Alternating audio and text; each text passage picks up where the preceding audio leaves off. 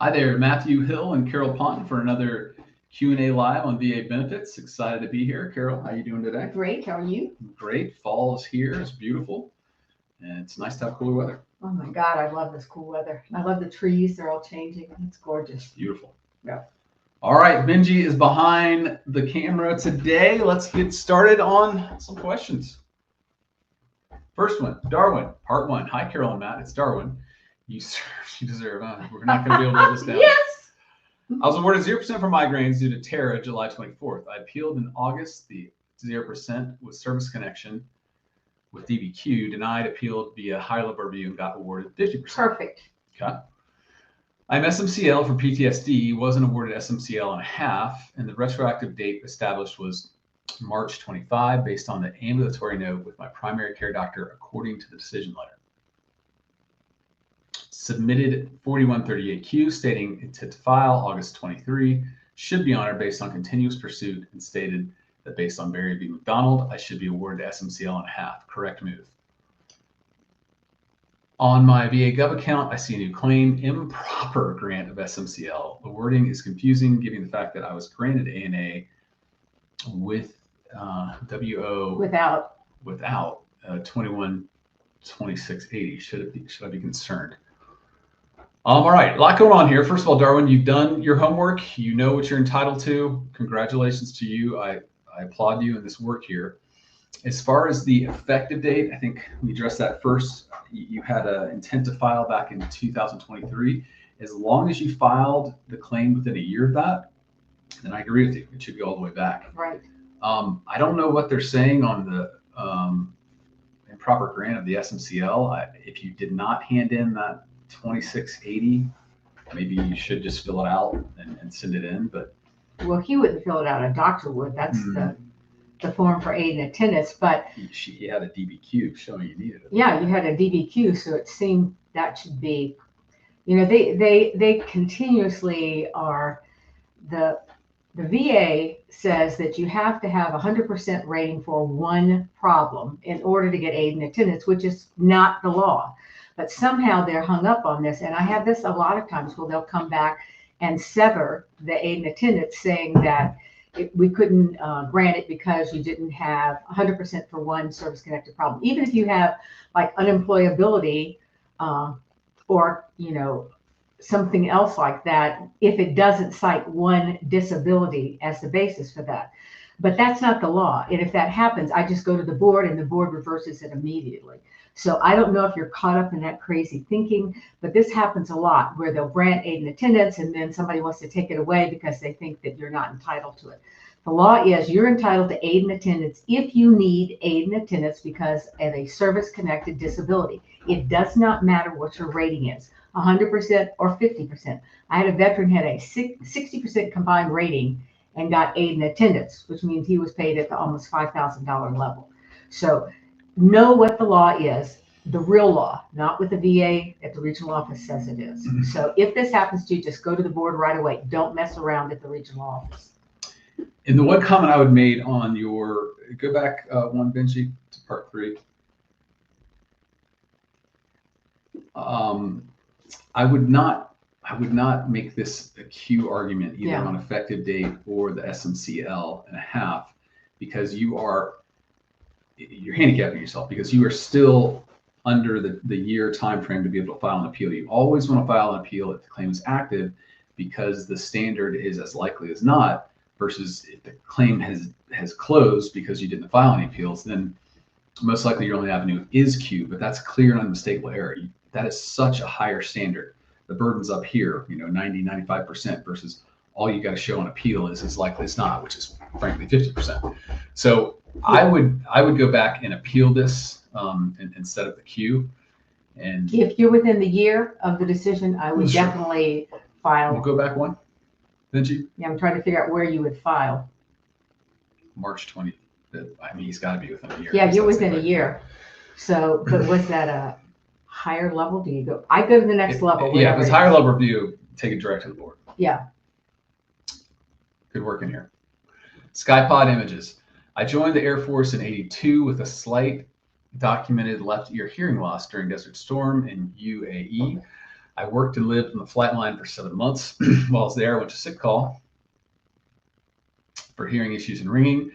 After I got out in 91, I've had 4 left ear surgeries, and my left ear is now totally deaf with major depression and anxiety. Since the loss started before service, will the VA still approve it as an aggravated by service? Will they or should they?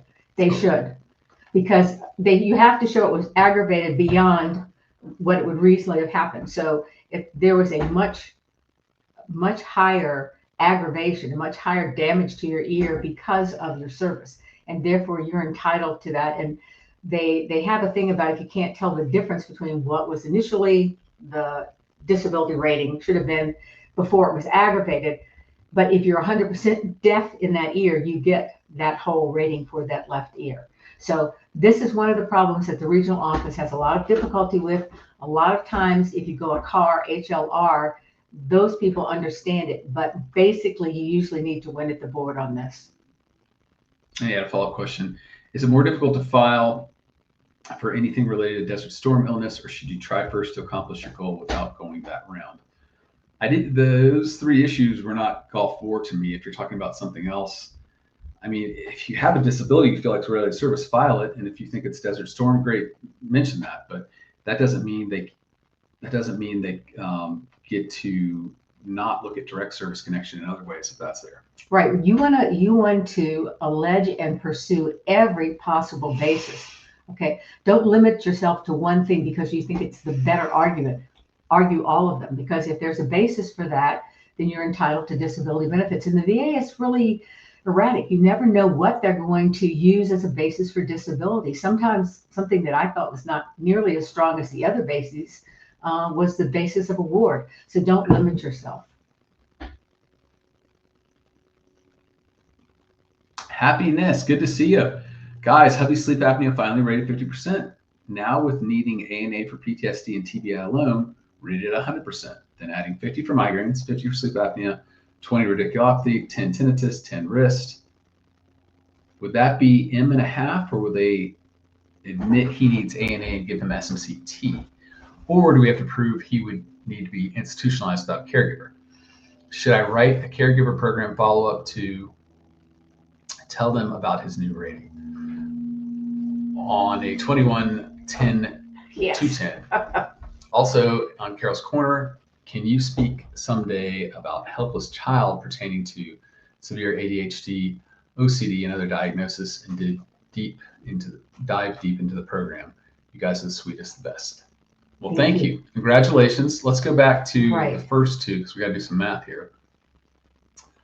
Back, Benji. Sleep apnea rated now with needing aid and attendance for PTSD and with needing it and TBI alone rated at 100%. Then, so that's one step, that's M, but I don't know if you have enough to get that next one. That's 20, 10, 10. And what's the next one, Benji? No. So you're at M, but remember. Well, let's go back because I think if it sounds like she's saying he has 100% for TBI and PTSD, which would mean that they're combining the 2. So you want to get SMC-T. You want to go for aid and attendance on those, which would be SMC-T, which means you don't need to worry about all these other half steps. You can, because that's your max rating there. So that's what I would be going for, is to show that due to that combination of TBI and PTSD, you need the aid and attendance. And remember, what I'm seeing is you'll get rated. So say the board says you're entitled to aid and attendance due to PTSD and TBI. What happens is the regional office gives you aid and attendance, but they don't give you SMC-T. You usually have to go back to the board to fight for that, but you're entitled to that. And that's a difference between $5,400 or so a month. So they're going to try to keep your money. Yeah. But I think you're on the right trail here. I'm glad, step by step fighting this. But yeah, I think your main battle now is that ANA, and you want that ANA to become an SMC-T. Good job looking at all this, understanding. And let's go to that last question so I know exactly what we need to. Okay, helpless child, severe deficit OCD, and other diagnoses. Okay. And also, I couldn't tell if you have not applied for caregiver, do you apply for that too? Yes. Because that's benefits for you. I imagine you're the primary caretaker of your husband, and that's that's your job, and you should be under the law. Those benefits can be quite significant, because remember, they will evaluate how much time the veteran needs for help. And I've had some where it's 24/7, and that's a lot of money because they're paying you on a government scale. I can't remember what it's a GS something. So you're entitled to that money. So your husband gets the aid and attendance money, you get the caretaker money. So everybody should be applying for that if you're caretaking for a veteran. And remember, that's through the VA Health, not through the VA Benefits Department. So you go to your local VA Health, whatever the nearest one is to you. Ivy King finally got TDIU P&T after fighting for 4 years. Back pay went back to 2021. Thanks, Carol and your team, for getting me over the hump. Looks like one of your clients. Well, congratulations. Yes. I served, I deserved. Yes. Hello from the great state of Texas. I wanted to ask if a C&P examiner notes in her report TDIU is favorable. It is, but they need to check the boxes that show why you can't work. That's what the VA is going to go back and look at those boxes. It might not acknowledge that. If they don't, I would call that a duty to assist error and ask for clarification on the C&P exam. And remember, a lot of times, near the top of the first few pages of the evaluation, if it's a mental claim, they will say what work they think you can do, and they may say significant deficiencies in most areas, but that's not total disability. Total disability is the last one. But sometimes I find that they'll even check a less restrictive notation. But if you go down into the symptoms that they have, like constant panic attacks, totally unable to deal with other employees, then they have essentially said you're 100% disabled. So don't let what they say at the top necessarily discourage you. Go down to the bottom and see all of the symptoms they checked. Compare it to the rating decision, and the rating decision will say if you cannot deal with other people, if you have constant panic attacks, you can't work. So always remember to do that, because it's very, a lot of times I think some of these examiners really want to help you, but they're afraid of the VA coming down on them and being too lenient, and so they do it in the symptoms. And then the final thing is, if you have these symptoms and they weren't checked and you told that examiner, then you need to do a form to the VA saying, this exam is not accurate. They did not record what I said, and give them the following symptoms that you had that you reported that were not noted.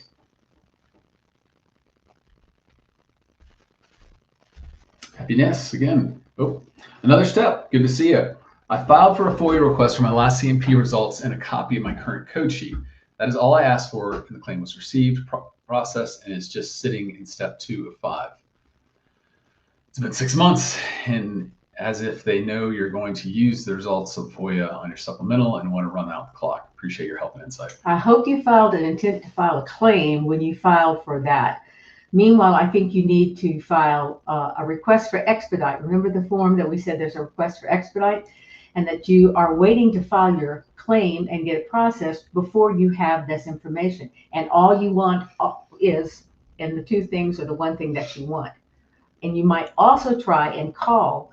I would attack it both ways. I'd send a form to them, and then I would also call the 800 number and say, I want a copy of whatever this is. If you don't want your whole C5, they should be able to send that out to you that week. Faster, yeah. So I would keep doing that. If you need to poke the bear, okay? Joseph, how long is ticket to the direct appeal? I mentioned this was how long is the ticket to the direct appeal? Okay, the direct appeal, I'm finding that, okay, first of all, direct appeal to the board. If you file a direct appeal, it is usually done, some of mine are done within weeks, months, but remember, if you don't, in filing for the direct appeal, waive your right to file another appeal and get into another line, say go to the evidence line or one of the others, or file a different kind of appeal, they will hold your case for a year. So please always waive your right to file an additional appeal, okay? That's what's holding up a lot of these direct appeals. Normally I'm getting them back. It's really, they've really been doing really well on this. TRH, hello. Are cars suitable for SMC calculation errors driven not by considering, not considering VARY? Absolutely. Yeah. I received my VA decision 2 weeks ago. I definitely would file that CAR. And then if they get it wrong quickly, then you just go direct board. But remember, the people who do the initial evaluation often are the newest people there, and they are going to know the least about these more complex areas. And they actually have a VARI, which is the name of the case, as you pointed out, calculator now. So if you go to the CAR, HLR, a lot of these people will get it right. If not, as Matt says, you go to the board. Lonnie, good to see you. Have two BVA appeal hearing lanes with waived hearing, April 21, February 22. Both appeals are for higher level SMC. Will the board merge them together? Probably not. Probably not. They are sticklers for inefficiency with this new AMA. They don't. It doesn't make sense. It'd be way more efficient to handle both those at the same time, but that's not what we're seeing. We're seeing they're just handling in order of how long they've been there. Because I think they have a quota and they have to produce so many BVA decisions a year. So I'm finding the same judge will issue 3 different BVA decisions for the same veteran within the same day. Or what they really love is when the veteran dies, and I'm not kidding, and then they can dismiss it because he's dead, and that's one of their BVA decisions for their quota. So unfortunately, you got that going for you.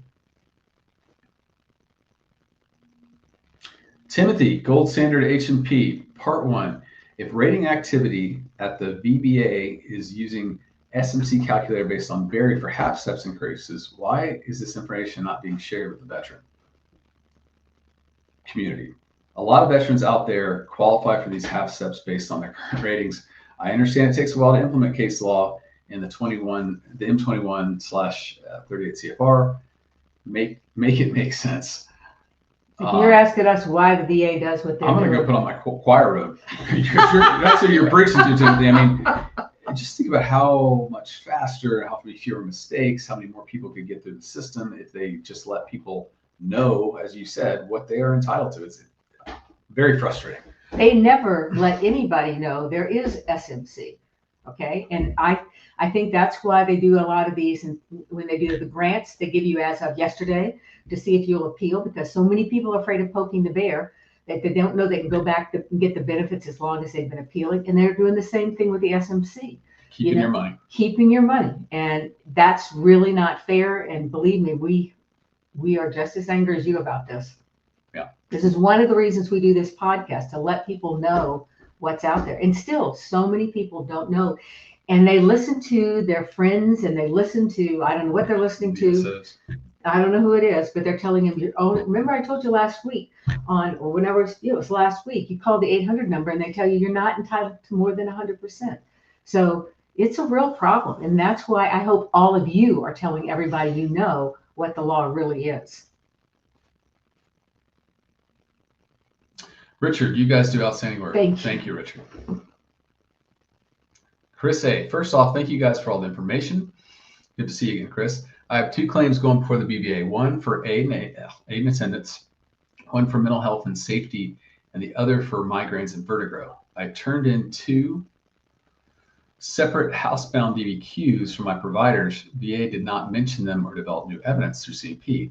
I learned the claim has remained open since 2011. VA received new evidence within 12 months and did nothing with it. Providing everything is filled out properly, etc. Does it sound like my ducks are in a row for an R1? Both providers stated I have a need since 2009 and reviewed the C file. Well, first of all, sorry, not sure if I said this. I'm 70% mental health, 20 out of 30 on 2010 slums exam, director PF compensation signed off for extra for migraines. Wow, that is interesting. Wow, that's great. First of all, hats off to you, Chris. You've done some great work here. You've really worked hard. The fact that you uncovered that the 2010 claim or 2011 claim was still open, that's not easy. That takes us a lot of time to really comb through files. And the fact that you did that, that's impressive.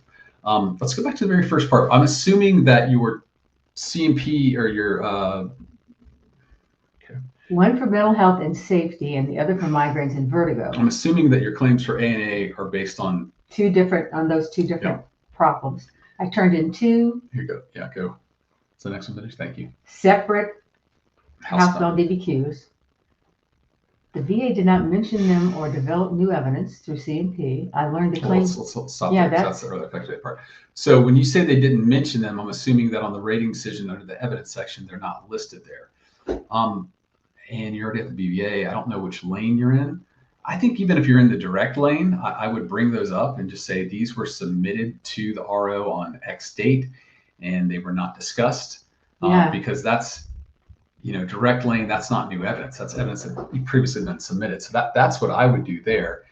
And yeah, I mean, you were correct on what you're entitled to as far as R1. Are they going to give it to you? I don't know, but I would not stop fighting until you get it. I mean, these are the cases we sink our teeth into, both because you're entitled to such a high rate that VA rarely grants, and it looks like you're entitled to go way back, which VA hates to grant. Okay, so you're looking at a big retro for you to get what you deserve, but you got to understand they are going to do what they can to deny you to see if you'll go away. And I mean that because they keep that money, and that's probably. And the BVA does this too. They don't always. There are a lot of judges that get it right, but there are a lot of judges that just, I don't know if they don't know the law or they don't care about the law. But if you're denied at the CADC, I mean at the BVA, then I would go back to the regional office. I wouldn't appeal to the CADC. And I'm telling you why. These are going back to the same judges, and they don't like it when they're appealed, and they don't tend to change their mind. I'm getting a much better result if the BVA has denied what I want, for me to go ahead and file a supplemental appeal to the BVA denial. And that way I make sure that they got that evidence that you sent in. And that may be a reason they may say, well, this didn't come in within the right time period, and that's why they can't approve your case. Make sure if they do deny you, you understand why they did. Okay, but I pretty much stopped filing CADC appeals because of we're just getting the same judges with the same, unless it goes to a different judge, they're just writing it so that it can't be reversed. Yeah. So do not give up on this. No, this is a good It's a great claim. Fight and keep going. Keep us posted too. Yeah.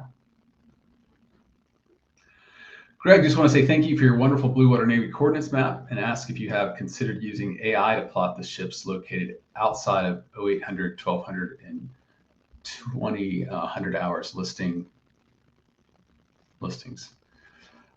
We have not. We're trying to figure out places to use AI all over. That's not a place we've looked at it.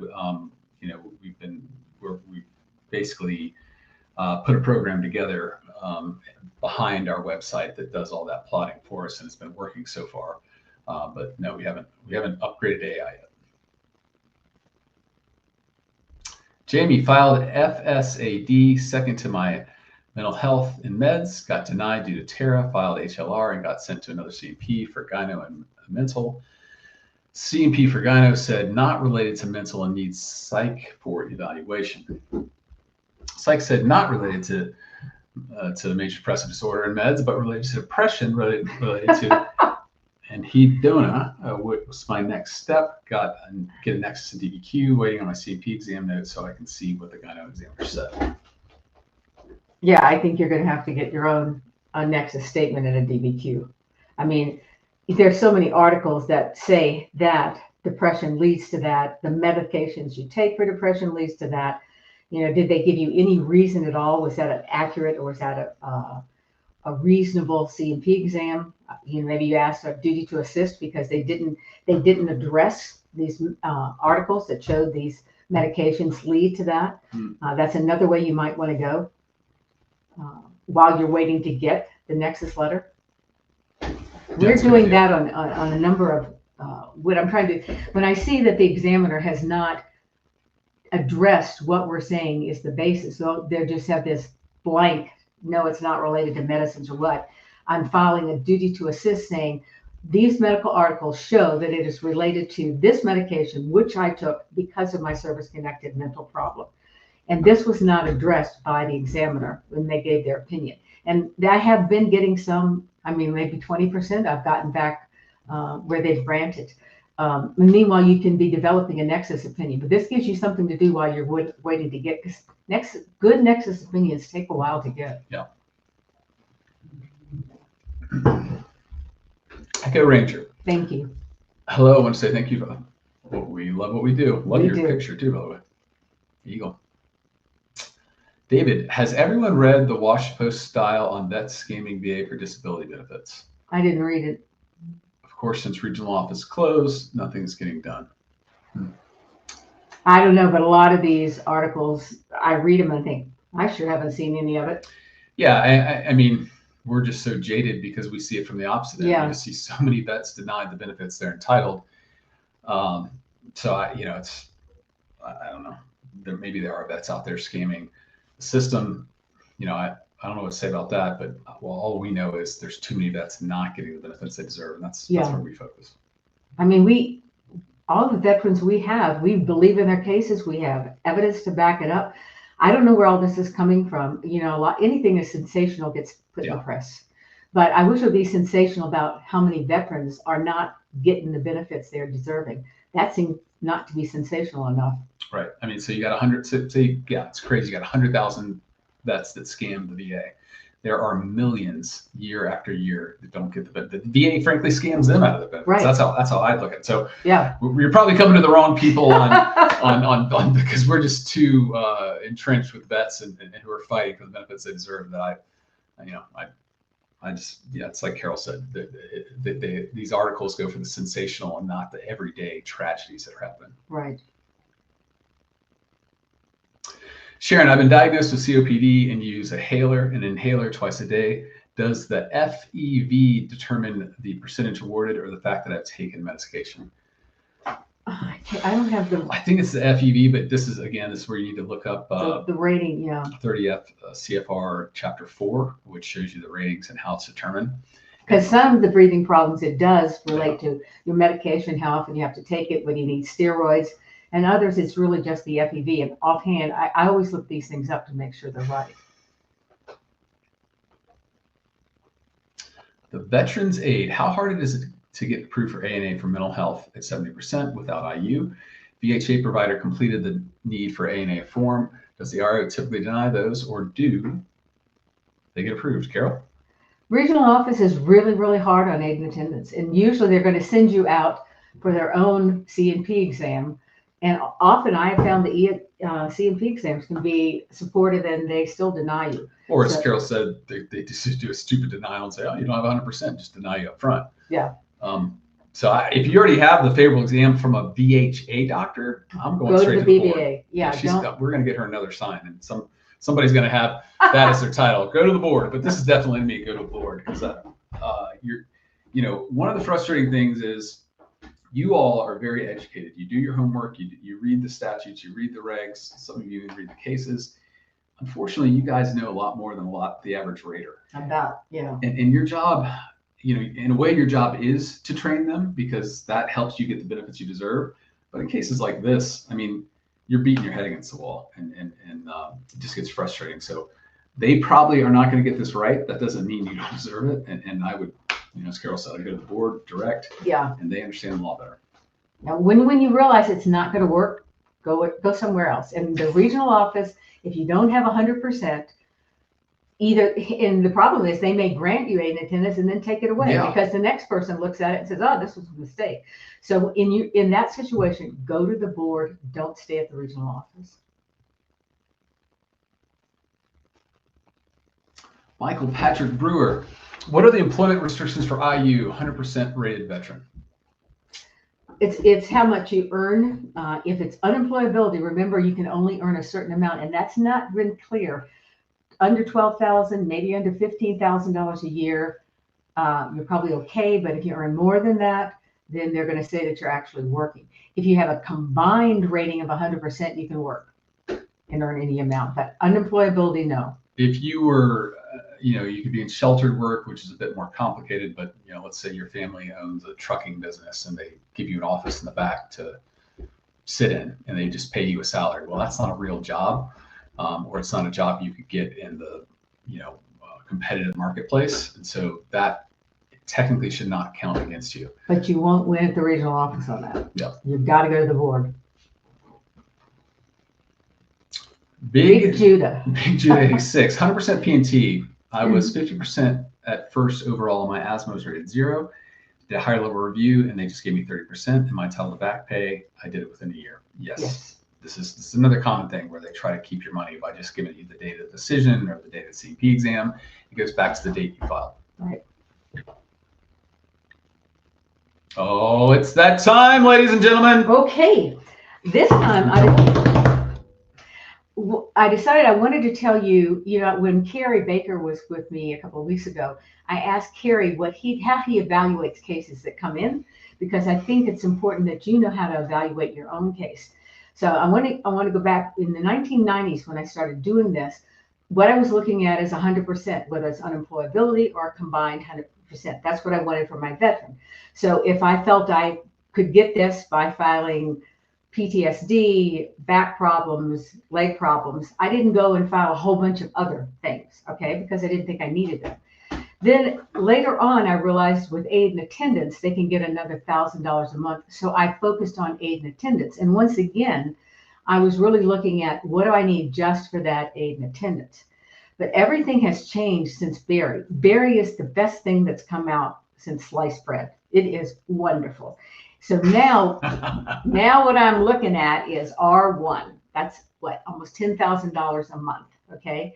And this is what I look at with a veteran. I want to file for every single thing that I think is service connected, whether it's primarily to service or secondary to a service connected problem, because I'm going to use every one of those things to go up the SMC ladder.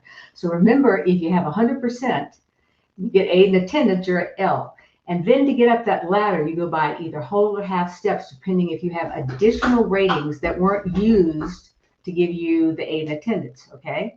So once I get that 100%, all of these other things that I've been filing for, maybe skin cancer or tinnitus or hearing loss, or things that may not give me a 50%, but I can add all of these up to get 50% here, 50% there. I'm using all of those so that I can try to get up to O. And if I get up to O, there are one, okay? So remember, if they have, in addition to what gave them aid and attendance. Why are they R1? Because they got to O. Because that's law. They have L. Exactly. They have L for aid and attendance. And then if they can go L.5 M, M.5 N, N.5 O, the law says you are immediately bumped up to R1. So it is not as hard as it has been for years to get R1. And I think veterans deserve almost $10,000 a month if they have all of these problems. So when you're filing these claims, I want you to think about everything you have, every problem you have, what are you taking medicine for? What are you being treated for? If you can relate it to service, file for it, okay? Then when you file for aid and attendance, you want to get aid and attendance only for one thing if that's possible. And that means you can use all of these other ratings to get you up to hopefully to O. So remember, now there's a real strategy in what you're doing when you file these claims, okay? I want you to file them all at once, because remember, they'll only go back to when you were service connected for these problems to give you the rating. But I want you to use some strategery to figure out what you should get the L for, that's aid and attendance, and then what you can use to go on up to O, which gives you R1, okay? So that's the way you need to start looking at your claims. My caveat would be not everybody needs aid and attendance. No. So if you don't need aid and attendance, and we're talking the overwhelming majority of service-connected veterans, this does not apply. But if at some point in your life things get worse or they get more complicated and you do need it, this is where I'd use Carol's strategy. I mean, if you've got a claim for tinnitus and for hearing loss and scars and sleep apnea, file those. But it doesn't sound to me like those would be putting you in a position to where you need somebody's help for daily activity. So I'm just saying. I know you're just saying. We have a lot of talks here on SMC, but there's a lot of people here who aren't they're just going for service connection. And I don't want you guys to think that this is the norm. But I have seen, because of Desert Storm, also Vietnam, so many people have Parkinson's, multiple sclerosis, peripheral neuropathy, diabetic peripheral neuropathy. These all lead to R1. And so many people have these things. It's horrible. And it wasn't like this before. When we had veterans before, if they were in Vietnam, they're going to get these problems, or do often get these problems. But since Desert Storm, since Southwest Asia, I am seeing so many cancers, so many awful problems, that there are a lot more people out there that deserve R1, and they need to know that. That's it. You want more money? Go to her. Poke the bear. I served, I deserved.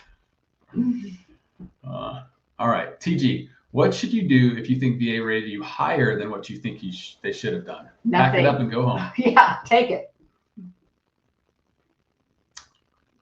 And I will add a caveat to that last one. You're not a doctor. No. How do you really know that you're rated higher? As they tell you all the time. Yeah. Yeah. Hold it. Is there any word on whether Barry will actually be implemented in VA policy as it stands now? The M21-1 instructs raters only to give one step or one half step. I have seen some that were accurate. Most don't do it at all, or they do it very poorly. But I have seen a very few that are accurate. So some people know how to use this calculator and other people obviously don't, or don't even try. They don't even put on there that's a Barry calculator. We see that because online there's a thing that's called SMC calculator, and under that they're now adding Barry. So if they haven't added Barry, they don't even consider it. But it's not anywhere close to being utilized right now. You have to give the RO one chance when you make an application. They get the first shot. They screw this up. Go to the board. Although I am having some car success. Yeah, I am. So okay. I will do car, because if you file car, most of my cars are coming back. I've had them back either denial or approval the next day on some of these. Wow. So that gives me, Okay. Got that done, and then I can go to yeah. the board if it isn't what I want. And sometimes what they're giving me is an extra step or two, but not enough. So then I go to the board. Their math is a little bit better. Sherry, good to see you. Oh, Jesus Christ.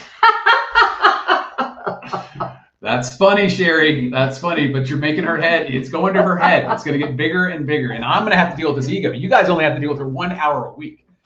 Lucky you. Oh, God. I do like it, though, Sherry. Michael Jordan. I was sent to Iraq after I failed a drug test. I sustained injuries, physical and mental, diagnosed by VA for service-connected anxiety and depression. Can I get compensated with that for an other than honorable?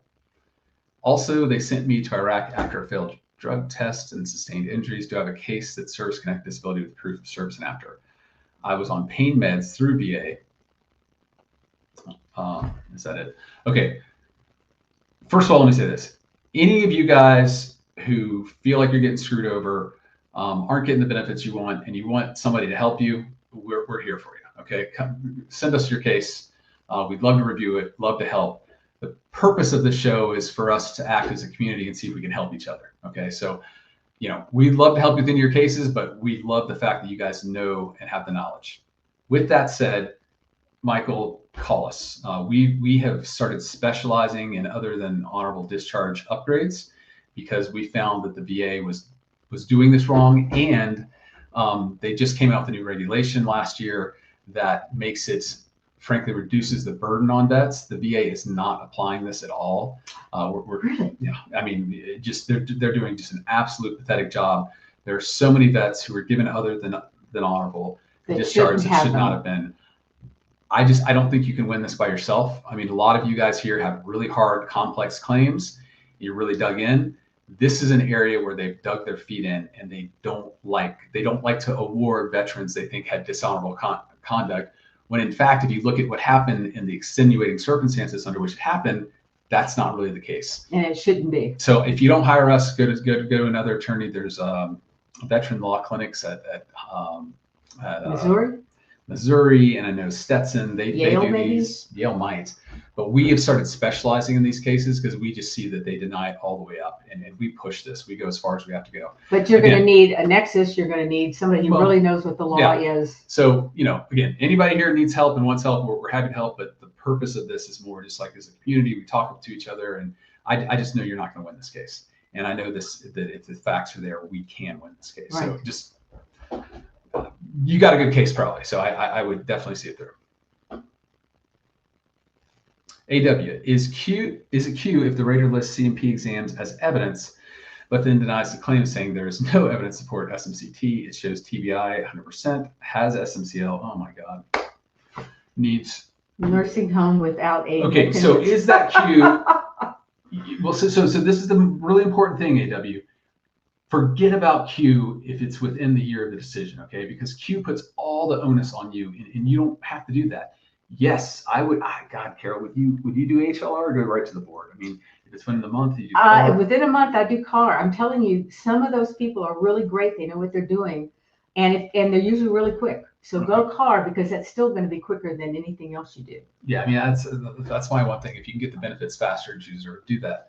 But I think you're going to have to go to the board. That is just horse shit on its face. Excuse my language, but I mean that's ridiculous. I mean they clearly don't understand the law. The fact that you already have SMC-L for the TBI, do not stop. I mean they're purposely trying to keep. Well, that's five. That's like $60,000 a year of your benefits they're trying to keep. That is. But remember, you're dealing with people who don't know what they're doing. It's like, are they doing this on purpose, or are they just clueless? And they are clueless, a lot of these people. And that's why I do go to the CAR, because there's some people who know the law and they are going to apply it. And so you want to not get mad at the first, just go to the second CAR and see if you can get these people to look at it. A lot of times, unfortunately, you sometimes get people who are still clueless. Then you can go to the board. But the quicker way is to file that CAR and point out, this is what the C&P examiner said. This is what, okay. Some people like to have a conference. You can't do a CAR and an HLL conference. Carrie likes to do CAR. Yeah, Carrie likes to do the conference and talk. I don't. I like the CAR because Carrie likes to talk. Because they're either going to recognize this and award it, or they're not going to care. Okay. And this way I get through and go on to the board. I will say Carol's right. When it comes to whether this decision was incompetent or a conspiracy, it takes a lot more energy and intelligence to have a conspiracy. And I think incompetence is what happens day in and day out. It's sad, but I mean, and on the other hand, these people are hired, given very little training. They're told to do all these cases. And if they give money away, if they award, somebody's going to look at that. Well, like that article somebody's pointed out, that all these vets got this money they shouldn't have got. Yeah, but if they deny it, nobody's going to look at it. So what are you going to do if you're learning and you're trying to do the right thing, and somebody's coming down on you saying, oh, you did it wrong again? Hey, deny the case and nobody's going to bother you. So there's that going against you as well. So forget, if you lose on the initial, just go to the CAR. Okay, Don't waste your time. This is interesting. I'm the one more fired up than her. She's all forgiving of these VA employees, and people come in from the pasture and they want to help the sheep and the lambs, and what the hell? I think they're all idiots, and I'm sorry I have to deal with them. Cedric. They're not. Cedric, I'm waiting for a hearing on sleep apnea. Do I need to get a nexus letter for sleep apnea secondary to PTSD? Yes. 10% tinnitus, 90% overall. Yeah, they hate these claims. They absolutely hate these claims. But remember, tinnitus can also cause sleep apnea. So if you didn't allege that, you need to allege that. I have had the regional office and C&P exams granted for tinnitus. So make sure you do that. What hearing are you waiting? I guess you're at the HLL. I hope you're not at the BVA for that. Because remember, they're not going to let you send any new evidence. Well, I guess after 90 days after the hearing. But I would go through to the regional office. If you haven't filed as a basis tinnitus for sleep apnea, I would make sure I file that and have that evaluated as well. Then you may not have to get a nexus for the other. Sherry, if you are seeing several different medical centers, does each one archive your records? They're supposed to. And it all should be consolidated. Oh. VA, yes. Remember, in the private, they no longer have to keep records after 5 to 7 years once you stop being a patient. And it used to be we could go back and we get hospital records from years ago. We can't get that anymore. They're gone. So VA is supposed to keep all of them, but they're the only ones. That's life. Good to see you. Hey, thank you for all you've done for us. I got 50% for sleep apnea. Great. That is great to see.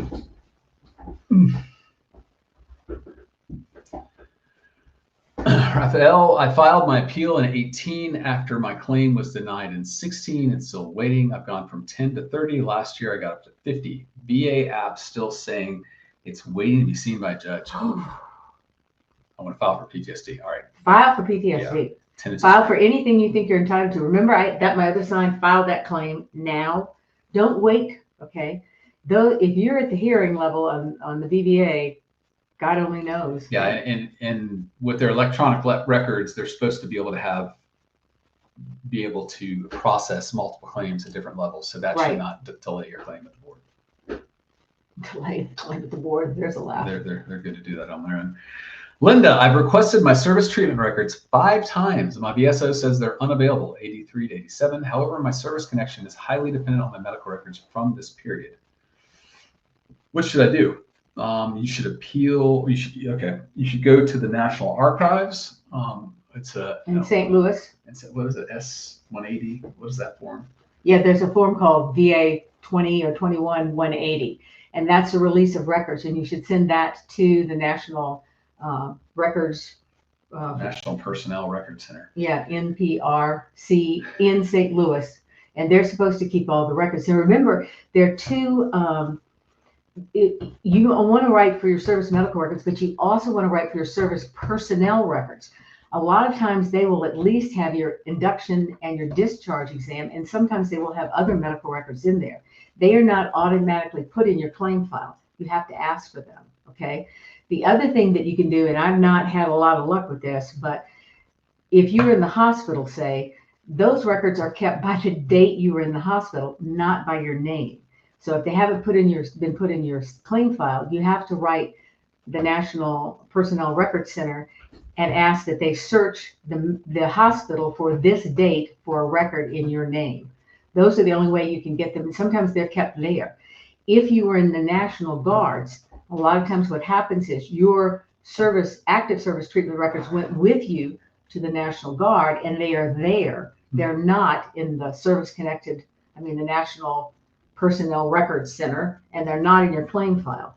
So those are all different ways that your records could be anywhere other than in your claim file. And there are others too, but I would search all of those. Well, the first thing I do, have you filed the claim? Oh yeah. File the claim, and the VA is responsible for getting those records. So if you file a claim and the VA says we don't have these records, then you need to do everything Carol just said. But if you file a claim and they will list the evidence they use, and that should be the STRs from the 83 to 87, and then you ask for a copy of your claims file if you get denied, but they have a duty to go get those files. Right, so that is the fastest way, bar none. And the thing I do is I try to write for them myself, but I also write to the VA and say, under the duty to assist, I want you to get records from all of these different sources and give them the information so that they can do that. They're not very good at it, but sometimes you get lucky, Yeah. But you don't have to do any of that if you just file a claim. Just file a claim, and if they go get them and they find them, then great. Then that's one less thing you're worried about.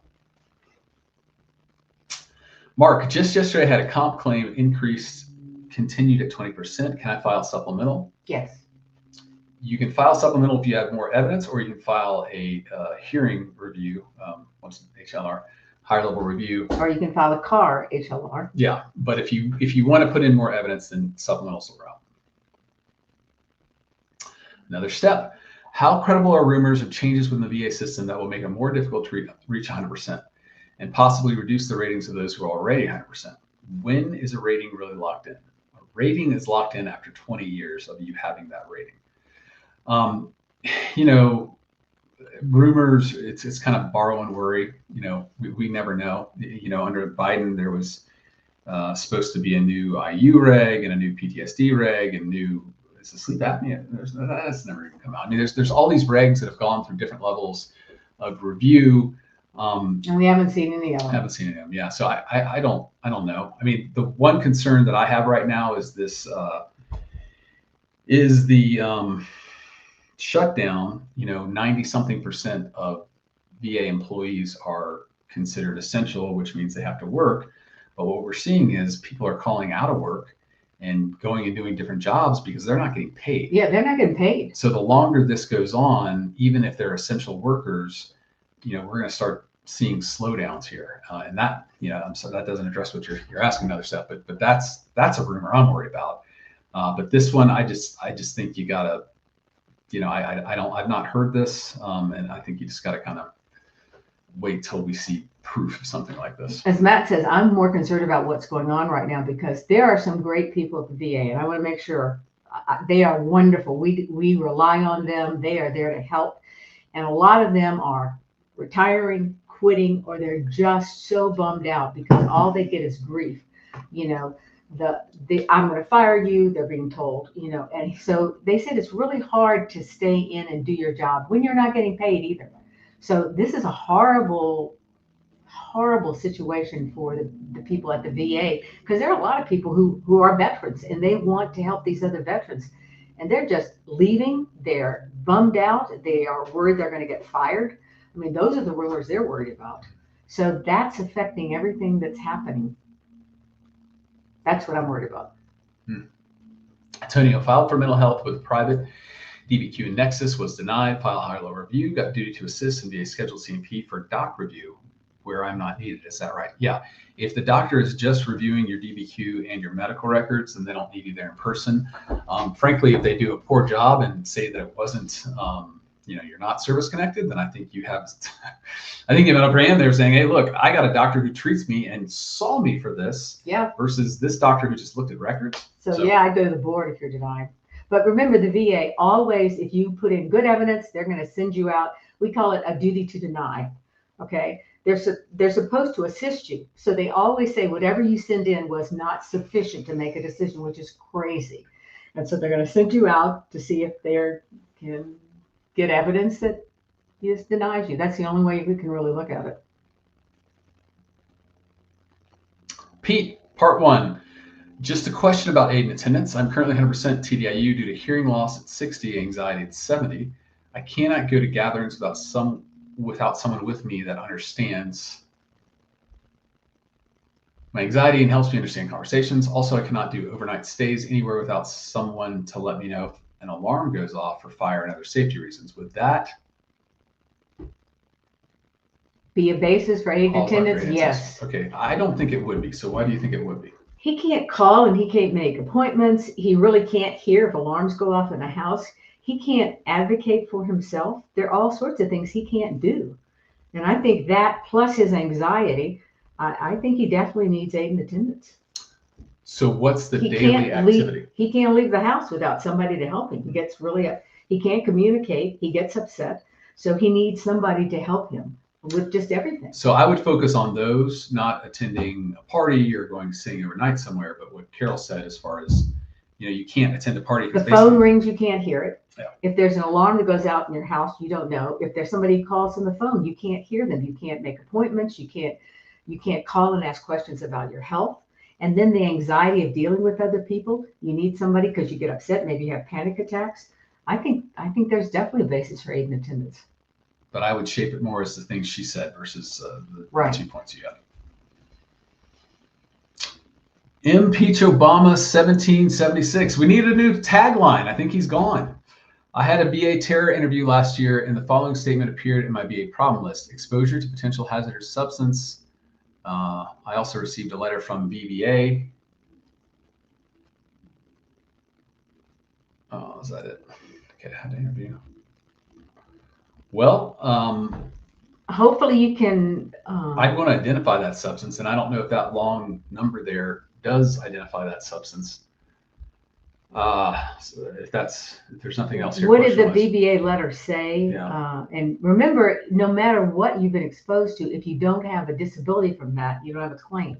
So they may be advising you that if you develop this, you would be entitled, and maybe you don't have anything, but if you do have something, that they would tell you it's related to that exposure. So I'm not sure what your question is just from this. But find out what that substance was. Yeah. Okay. Is TERA filed directly or with a diagnosed service-connected disability? So just going back to the basics of service connection, you got to have something happen in service, a current disability, and a nexus or a link between them, okay? So TERA goes to that first point of what happened in service, what were you exposed to in service, but you still have to have the diagnosed disability. So a lot of times, we don't see this much anymore, but 10, 15 years ago, we'd have vets come to us and say, hey, I have Agent Orange. Well, you could be exposed to Agent Orange, but if you don't have a current disability, there's nothing for which you can receive service-connected compensation. So TERA is going to speak to what happened to you in service, what you were exposed to, but then you still need to have a diagnosed disability. Right. Amy W. My husband is a Gulf War vet meeting presumptive requirements for COPD. Unfortunately, he has smoking history and had unfavorable C&P who said it's due to his smoking history. He meets the presumptive requirements. Don't they have to show through clear and convincing evidence? Yeah, I think this may be wrong. Remember, this is what they do. They will say, because he smokes, it's as likely as not that it's from smoking. That's not it. If COPD was caused not due to exposure, it said Gulf War meets presumptive requirements. Yes, you definitely should appeal. Yeah. Yeah, I don't think that's right either. I don't either. Because it's a presumption. Presumption Right. carries a heavier burden against the VA. They can't, as likely as not, is not the standard for that. They got to show through, I believe it's clear and convincing evidence. I'd look this up under 38 CFR 3.317, I think, or it's 3.117. That's the Southwest Asian presumptions. Wayne, is the average rating for obstructive sleep apnea associated? What is the average rating for obstructive sleep apnea associated with PTSD? So sleep apnea, if you have a CPAP or a BiPAP, that's an automatic 50%. Right. And that's what we see most vets have. If you do not have that, then it's going to be lower. Or if you let's put it this way, if you aren't prescribed that, we also have vets who are prescribed those machines, but just can't wear them because of their PTSD, because they have nightmares. But if you have been prescribed that, that would be the 50%. Right. Hector, I was denied for colorectal cancer and IBS after the VA conceded service-connected disability. Will for color cancel Appeal. Yeah, appeal. I don't understand what they did, but they might not understand what they did either. So No. Yeah, I would appeal that. That's a pretty high rating, most likely. All right, let's take 3 more. Josiah, IG report on hundreds of ratings processed at Philly Regional Office 22 to 24 will be reviewed. I filed in San Antonio and got 100% from VA Regional Office Winston-Salem, effective 2022. Will my rating be reviewed? I'm not seeing your nexus to Philly. So Yeah. under that report, I don't know that it would be reviewed. I mean, but unfortunately, it could be reviewed at any point. So Philadelphia's had a lot of problems in processing their cases, particularly widows' cases, and maybe that's why they're reviewing them. I don't really know, but they may not even be reviewing whatever your disability is. So as Matt says, don't borrow trouble. It looks like you're fine. Mr. Ray, 504. How do you get the VA to acknowledge veterans reenlisted prior to his other than honorable same branch? In remarks section that says veteran completed full first term of service, continuous honorable service. Your DD 214 should show all of the times that you were in the service. Yeah, and as you already understand, if you have a dishonorable period of service, you're not entitled to any benefits. But if you had an honorable on either side and something happened during that Right. honorable period, you are entitled. You're covered for anything that happened during that period of service. And again, you might have to appeal because the RO just doesn't understand. That's pretty basic, but they might not be understanding that. All right, last one. Jay had a recent C&P July favorable findings for headaches and Meniere's diagnosis for both, and still received denied claims already service connected for bilateral hearing and tinnitus. Makes no sense. If you just got this, I would CAR this. Otherwise, this is straight to the board. Yeah. I mean, it's just, I hate ending on that because that just shows their incompetence even more. But yeah, I mean, you have the facts on your side. They're just trying to deny CPO go away.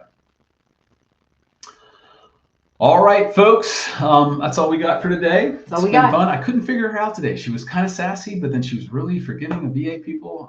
Gotta keep you on your toes. Yeah, I'm on my toes. So, and then you guys, Sherry in particular, you didn't help by inflating her ego with these T-shirts ideas. But we love being here. We love the fact. He can't wait to wear it. We love the fact that you guys come so informed and pressing forward with your knowledge and understanding that you are in the driver's seat of your case. And thanks for all the information you shared with us. We look forward to seeing you guys again next week on this same time and space. Have a good week. Take care.